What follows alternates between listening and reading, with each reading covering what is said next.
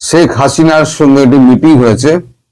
সেই মিটিংয়ে যারা উপস্থিত ছিলেন তারা হচ্ছেন আমাদের বিদেশমন্ত্রী এস জয়শঙ্কর, এনএসএ অজিত দোভাল, আচ্ছা, দক্ষিণ এশিয়ার ভারপ্রাপ্ত সার্জিও গোর এবং আমাদের প্রতিরক্ষা মন্ত্রী রাজনাথ সিং। নিজেদের মধ্যে কথা বলার পর সার্জিও গোর তিনি মার্কো রুবিওর সঙ্গে মার্কো রুবিওকে ফোন করেন। মানে কিছু নিজেদের কথাবার্তা বলার পর, সেটা আমি জানি না কি কথাবার্তা হয়েছে, আমি জানি না। সার্জিও গোরের সঙ্গে উনি ফোন করেন, ফোন করে সার্জিও গোরকে কথা বলেন। তারপর সার্জিও গোরকে উনি বলেন, মার্কো রুবিও বলেন যে আমি প্রাইম মিনিস্টারের সঙ্গে কথা বলতে চাই।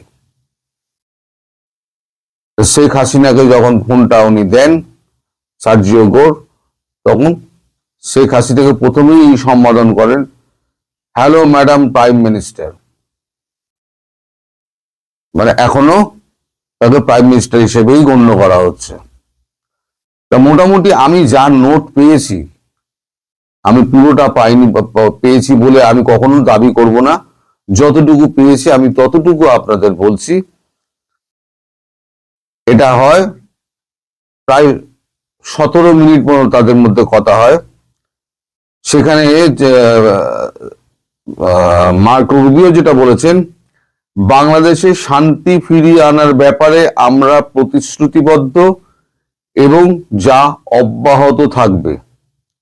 এই ব্যাপারে আমরা আমাদের বার্তা বর্তমান সরকারকে অবহিত করেছি।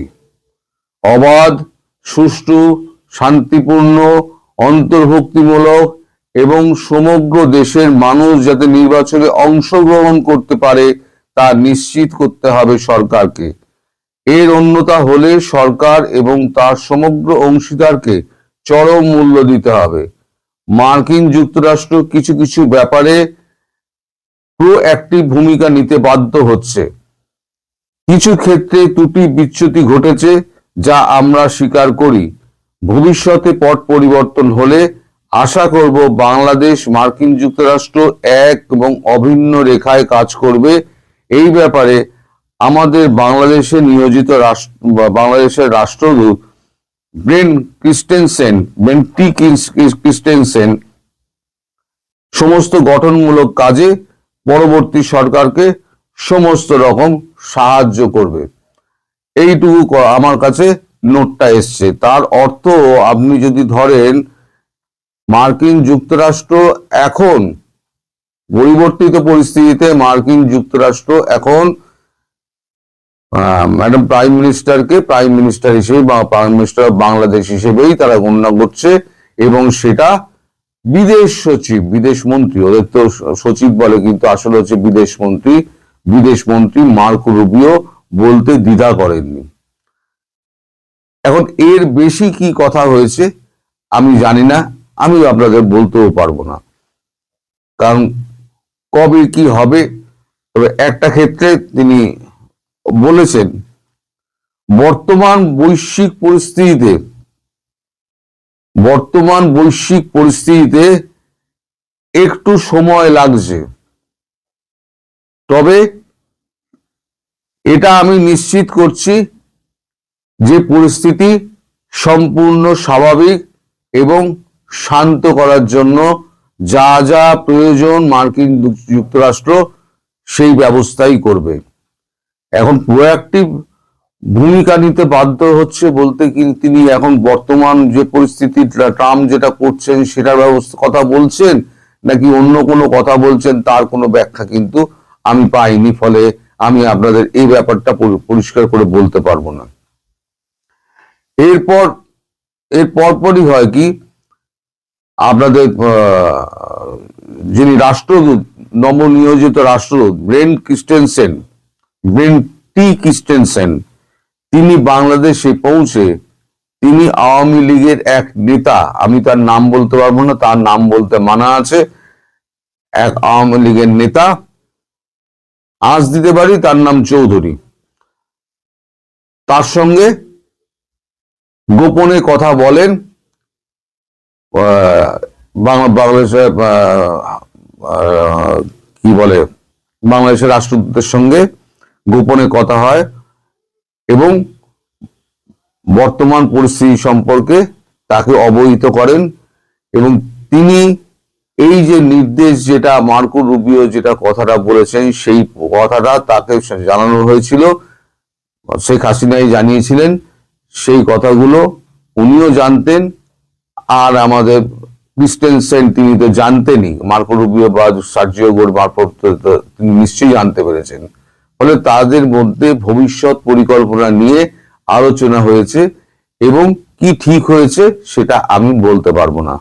আমার কাছে যতটুকু খবর আছে আমি ততটুকু খবর আপনাদের বললাম, এবং আমি এটা শুনেছি যে ভারতবর্ষ খুব একটা বেশি দেরি করতে চাইছে না, কিন্তু মার্কো রুবিও জয়শঙ্করকে বলেছেন যে বর্তমান বৈশ্বিক পরিস্থিতি যেদিকে যাচ্ছে মিস্টার জয়শঙ্কর, তাহলে তাতে আমাদের দুম করে একটা ব্যাপারে নেমে পড়াটা আমাদের এই মুহূর্তে খুব মুশকিল।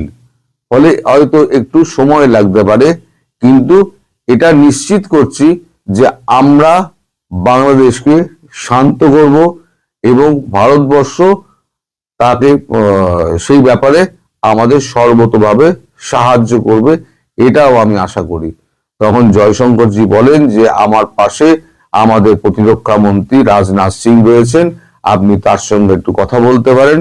এরপর রাজনাথ সিং তার সঙ্গে কথা বলেন, প্রায় মিনিট 3-4 মতো কথা হয়। তারপর অজিত দোভালের সঙ্গে মিনিট 3-4 মতো কথা হয়। কথা হয়ে এই 17 মিনিটের টোটাল যে মিটিংটা হয়েছে, এই 17 মিনিটের মিটিং এর এটা হলো গিয়ে নির্যাস। এই নির্যাসটুকু আপনাদের আমি বললাম, একটা ফালতু কথা এর মধ্যে নেই।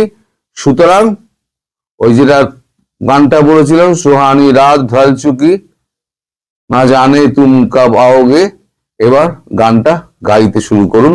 হয়তো কিছুদিন সময় লাগবে, 2-4 দিন হয়তো সময় লাগবে, 2-1 মাস সময় লাগবে।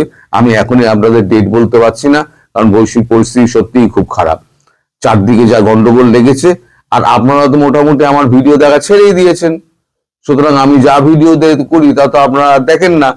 আমি কি অপরাধ করেছি জানি না, তো আমার ভিডিও দেখেন না, তাতে আমার কিছু বলার নেই, সেটা আপনাদের ইচ্ছা অনিচ্ছার উপর নির্ভর করছে। তো সবাই ভালো থাকবেন, সুস্থ থাকবেন, সাবধানে থাকবেন, এবং আপনাদের দ্বিতীয় স্বাধীনতা 71-এর পর 2025-এর দ্বিতীয় স্বাধীনতার জন্য আমি অপেক্ষা করছি। সেই স্বাধীনতা আমি খুব সামনে দেখতে পাচ্ছি, একেবারে সামনে, চোখের সামনে দেখতে পাচ্ছি।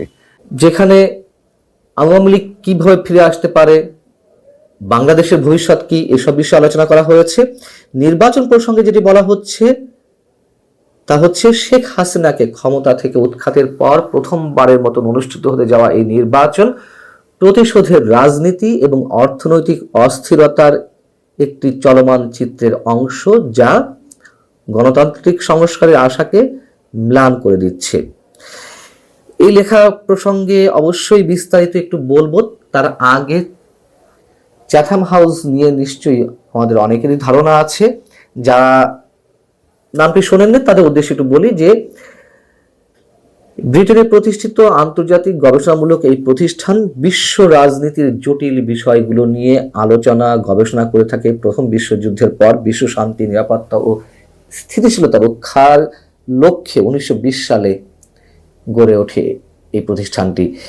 এবং এই চ্যাথাম হাউসে আপনাদের মনে আছে গত 15 জুন যখন তারেক রহমানের সঙ্গে আমাদের প্রধান উপদেষ্টা ডক্টর মোহাম্মদ ইউনূসের সাক্ষাৎ হলো, বৈঠক হলো, এই চ্যাথাম হাউসে বিভিন্ন প্রশ্নের উত্তর পর্বে অংশ নিয়েছিলেন ডক্টর ইউনূস সাহেব।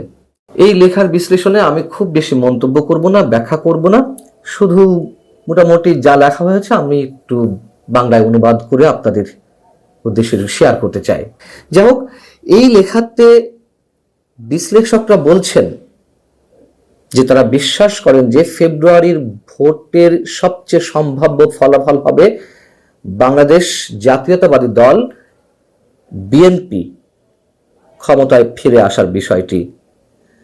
তবে নতুন সরকার সংস্কার কর্মসূচি বাস্তবায়ন করতে পারবে কিনা এবং দেশে নির্বাচনী সাংবিধানিক ও প্রশাসনিক সংস্থাগুলোর পুনর্গঠন বিষয়ে রাজনৈতিক দলগুলোর যে প্রতিশ্রুতি তা পূরণ হবে কিনা সেটা নিয়ে যথেষ্ট সন্দেহ রয়েছে।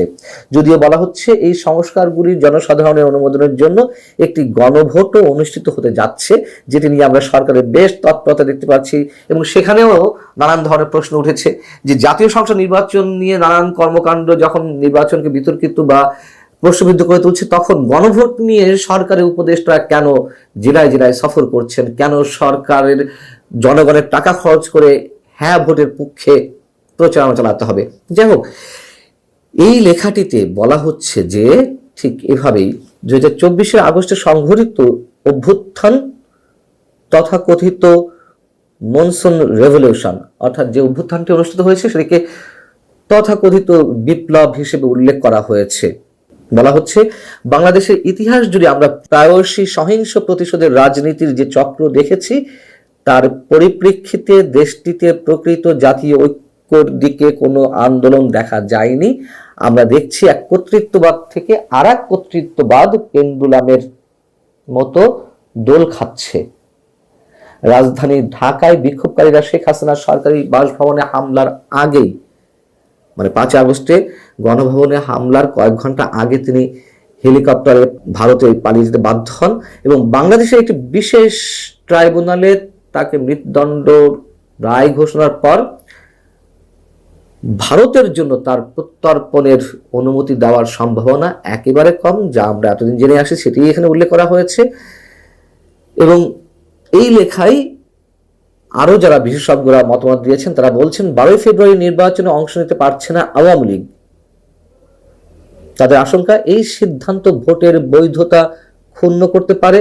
সবচেয়ে সম্ভাব্য ফলাফল মনে হচ্ছে যে বিএনপি জিতবে এবং জামাতে ইসলামী প্রধান বিরোধী দলের আসনে বসবে। কিন্তু যারা 2001 সালে তাদের জোট সরকারের কথা মনে রেখেছেন, তাদের সন্ত্রাস এবং দুর্নীতির কথাও নিশ্চয়ই মনে আছে, মানুষ ভোলেনি। এদিক থেকে বিএনপি এখনো অজনপ্রিয় এবং মানুষ তাদের নাক চেপে ধরে ভোট দেবে।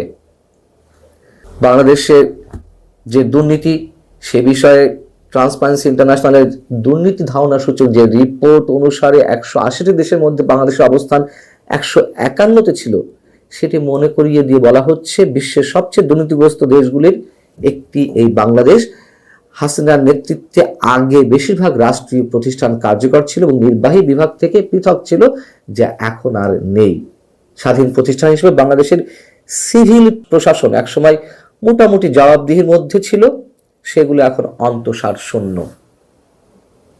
সেনাবাহিনী, পুলিশ এবং গণমাধ্যমও মূলত আওয়ামী লীগের কর্তৃত্ববাদের হাতে বন্দী ছিল। আমার মনে হয় যে একটু আগে বললাম যে তার নীতি গবেষণা নিয়ে যথেষ্ট বিতর্ক আছে চ্যাথাম হাউসের। তারপরে বাংলাদেশ প্রসঙ্গে যা কিছু বলা হচ্ছে নেহায়েতে ভুল কিছু না নিশ্চয়ই। আরেকটু বলি যে এখানে কি বলা হচ্ছে। হাসিনা সরকারের সময় বিএনপি এবং জামাতে ইসলামের উপর নানা ধরনের নির্যাতন হতে আমরা দেখেছি, আর এখন আওয়ামী লীগকে নির্মূল করতে দেখছি। এখানে বলা হচ্ছে, মানে প্রশ্ন তুলে বলা হচ্ছে যে কিভাবে এই চক্র ভাঙতে পারে। চ্যাথাম হাউস বলছে ইউনূস সরকারের পক্ষ থেকে অনেক ইতিবাচক উদ্দেশ্য দেখা গিয়েছিল ঠিকই, কিন্তু তা ছিল কেবল লোক দেখানো, যার সঙ্গে বাস্তবতার বিস্তর ব্যবধান। উদ্বেগের বিষয়, আন্দোলনের নেতৃত্ব থেকে এনসিপি নামে একটি রাজনৈতিক দল যেটি গড়ে উঠেছে ছাত্রদের মধ্য থেকে, যাদের প্রধান লক্ষ্য ক্ষমতা, ফলে সাধারণ মানুষ চরমভাবে হতাশ হয়েছে। অর্থনৈতিকভাবেও বাংলাদেশ এই মুহূর্তে বিপজ্জনক অবস্থানে। দেশটির প্রাকৃতিক সম্পদ কম এবং অধিকাংশ ক্ষেত্রেই আমদানি নির্ভর। চীন, পাকিস্তান এবং তুরস্কের সাথে একটি নতুন জোটের দিকে আকৃষ্ট হওয়ায় দেশটির জন্য আরো বেশি ঝুঁকিপূর্ণ হয়ে দাঁড়িয়েছে। আগামী নির্বাচনে বিএনপি জয়লাভ করবে কিনা এবং আওয়ামী লীগের ক্রোনো ক্যাপিটালিজম মডেলটি প্রতিলিপি করবে কিনা তা এখনো বলা যাচ্ছে না।